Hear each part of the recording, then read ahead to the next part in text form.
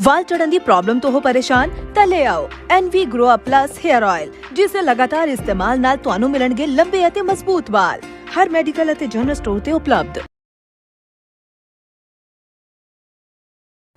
ਨਾਜ Punjabi TV ਦੇਖ ਰਹੇ ਹੋ ਤੁਸੀਂ ਤੇ ਮੈਂ ਹਾਂ ਮਨਜੀਤ ਸਿੰਘ ਰੁਮਾਣਾ।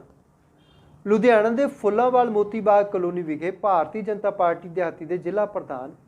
ਪਵਨ ਕੁਮਾਰ ਟਿੰਕੂ ਦੀ ਅਗਵਾਈ ਹੇਠ ਇੰਡਸਟਰੀ ਲਿਸਟਾਂ ਦੇ ਨਾਲ ਮੀਟਿੰਗ ਕਰ ਬਜਟ ਦੇ ਉੱਪਰ ਵਿਸ਼ੇਸ਼ ਚਰਚਾ ਕੀਤੀ ਗਈ।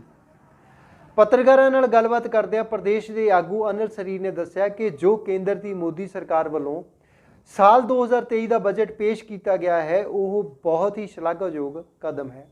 ਕਿਉਂਕਿ ਇਸ ਬਜਟ ਦੇ ਵਿੱਚ ਕੇਂਦਰ ਸਰਕਾਰ ਨੇ ਅਜਿਹੇ ਫੈਸਲੇ ਲਏ ਹਨ ਜੋ ਅੱਜ ਤੱਕ ਕਿਸੇ ਵੀ ਕੇਂਦਰ ਸਰਕਾਰ ਨੇ ਨਹੀਂ ਕੀਤੇ। ਉਹਨਾਂ ਇਸ ਬਜਟ ਵਿੱਚ ਛੋਟੇ ਵਰਗ ਦੇ ਕਾਰੋਬਾਰੀਆਂ ਦੀ ਇਨਕਮ ਟੈਕਸ ਦੀ ਛੂਟ ਦਿੰਦਿਆਂ 5 ਲੱਖ ਦੀ ਸੀਮਾ ਨੂੰ ਵਧਾ ਕੇ 7 ਲੱਖ ਰੁਪਏ ਕਰ ਦਿੱਤੀ ਹੈ, ਜਿਸ ਦੇ ਉੱਪਰ ਛੋਟੇ ਵਰਗ ਦੇ ਲੋਕਾਂ ਨੂੰ ਕੋਈ ਟੈਕਸ ਨਹੀਂ ਦੇਣਾ ਪਵੇਗਾ ਅਤੇ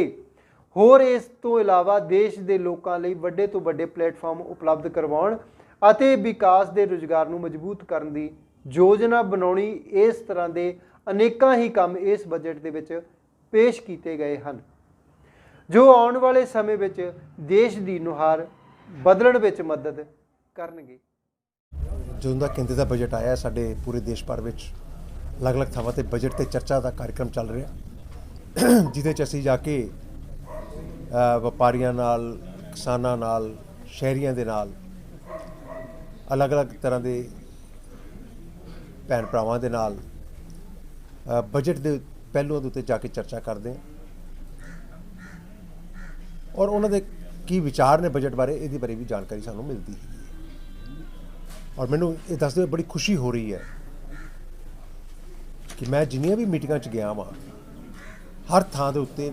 ਚਾਹੇ ਉਹ ਟ੍ਰੇਡ ਇੰਡਸਟਰੀ ਦੇ ਲੋਕ ਹੋਣ, ਚਾਹੇ ਕਿਸਾਨ ਵੀਰ ਹੋਣ, ਚਾਹੇ ਭੈਣਾਂ ਹੋਣ, ਚਾਹੇ ਨੌਜਵਾਨ ਹੋਣ, ਚਾਹੇ ਮਜ਼ਦੂਰ ਹੋਣ, ਹਰ ਇੱਕ ਨੇ ਇਸ ਬਜਟ ਨੂੰ ਸ਼ਲਾਘਾ ਕੀਤੀ ਹੈ।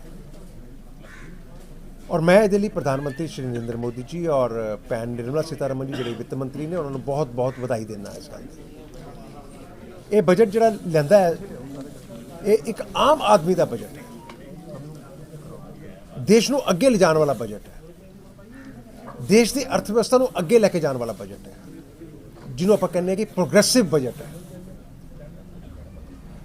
ਇਹਦੇ ਬਜਟ ਦੇ ਵਿੱਚ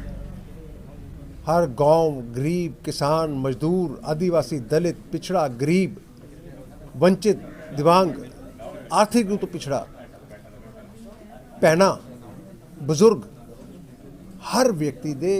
बारे चिंता की गई है और उसके जीवन पद्धर को उपर चक्कन वास्ते जो भी जरूरी हो सकता है वो इस बजट में करने का प्रयास किया है। जी, मेरा नाम दविंदर मेहरा है। मैं अज बीजेपी दिहाती इंडस्ट्री सैल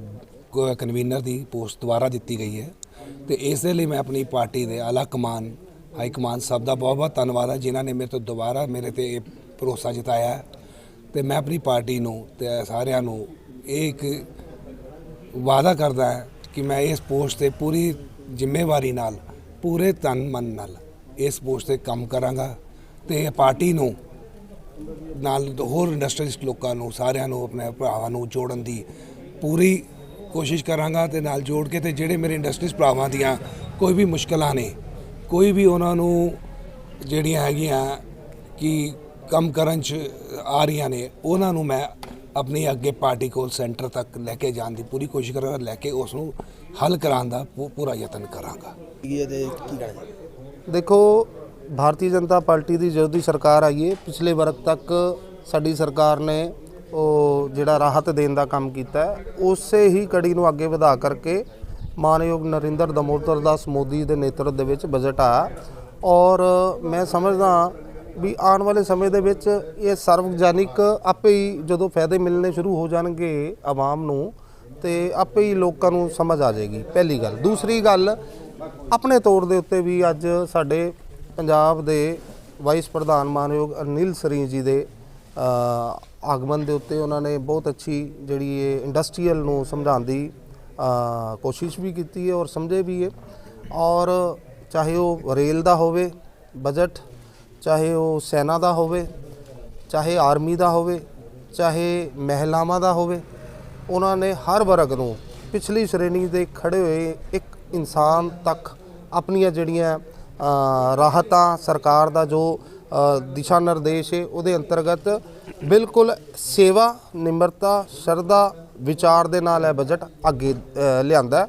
ਤੇ ਇਹਦੇ ਵਿੱਚ ਕੋਈ ਐਸੀ ਇਸ਼ੂ ਨਹੀਂ ਹੈ ਜੀ। ਮਹਿਲਾਵਾਂ ਨੂੰ ਜਿਹੜੀ ਰਿਬੇਟ ਆਈ ਉਹ ਜਿਹੜੀਆਂ ਆਦਮੀਆਂ ਦੇ ਬਰਾਬਰ ਹੈਗੀ, ਕਿਵੇਂ ਪਹਿਲਾਂ ਮਹਿਲਾਵਾਂ ਨੂੰ ਜਿਹੜੀ ਜ਼ਿਆਦਾ ਫਾਇਦਾ ਹੁੰਦਾ ਸੀ? ਮਹਿਲਾ ਹਿੰਦੁਸਤਾਨ ਦੇ ਸਾਡੇ ਗ੍ਰੰਥਾਂ 'ਚ ਵੀ ਸਰਵੋਪਰੀ ਸ੍ਰੇਸ਼ਟ ਨਾਰੀ ਨੂੰ ਮੰਨਿਆ ਗਿਆ ਔਰ ਉਸੇ ਹੀ ਕੜੀ ਨੂੰ ਅੱਗੇ ਲੈ ਕਰਕੇ ਮਾਨਯੋਗ ਨਰਿੰਦਰ ਦਮੋਦਰ ਦਾਸ ਜੀ ਦੀ ਜਿਹੜੀ ਇਹ ਨੇਤਰਤ ਦੀ ਸਰਕਾਰ ਮਹਿਲਾ ਨੂੰ ਪਹਿਲਾ ਸਥਾਨ ਜਿਹੜਾ ਦੇਣ ਦੀ ਕੋਸ਼ਿਸ਼ ਕੀਤੀ ਹੈ ਔਰ ਚਾਹੇ ਬਜਟ ਦੀ ਗੱਲ ਹੋਵੇ, ਚਾਹੇ ਕੋਈ ਮਹਿਲਾ ਦੇ ਜਿਹੜੀ ਇਹ ਇੰਡਸਟਰੀਅਲ ਮਹਿਲਾ, ਚਾਹੇ ਉਹ ਕੋਈ ਫੈਮਿਲੀ ਹਾਊਸ ਵਾਈਫ ਹੋਵੇ, ਉਹਨਾਂ ਨੂੰ ਸਾਰਿਆਂ ਨੂੰ ਜਿਹੜੀ ਇਹ ਬਜਟ ਦੇ ਵਿੱਚ ਉਹਨਾਂ ਨੂੰ ਰੂਪ ਰੇਖਾ ਜਿਹੜੀ ਹੈ ਬਿਲਕੁਲ ਸਨਮਾਨਿਆ ਦਿੱਤੀ ਹੈ ਜੀ। ਛੋਟੇ ਵਰਗ ਦੇ ਲੋਕਾਂ ਲਈ ਜਿਹੜੀ 7 ਲੱਖ ਦੀ ਜਿਹੜੀ ਇਨਕਮ ਟੈਕਸ ਦੀ ਜਿਹੜੀ ਕਰ ਦਿੱਤੀ ਹੈ ਉਹ ਕਿਸ ਤਰ੍ਹਾਂ ਦੀ? ਦੇਖੋ ਇਹ ਤਾਂ 2-2.5 ਲੱਖ ਰੁਪਏ ਮੈਂ ਹਮੇਸ਼ਾ ਸੁਣਦਾ ਹੁੰਦਾ ਸੀਗਾ ਕਾਂਗਰਸ ਸਰਕਾਰ ਵਾਰੀ, ਔਰ 2-2.5 ਲੱਖ ਤੋਂ ਅੱਜ 3, 4, 5, 6 ਤੇ 7 ਲੱਖ ਰੁਪਏ ਤੱਕ ਉਹਨਾਂ ਨੇ ਅੱਗੇ ਵਧਾਈ ਹੈ ਤੇ ਇਹ ਸਰਕਾਰ ਦਾ ਜਿਹੜੀ ਆਏ ਹੈ ਉਹਨੂੰ ਹੀ ਦੇਖ ਕਰਕੇ ਅੱਗੇ ਵੱਧਦੀ ਹੈ।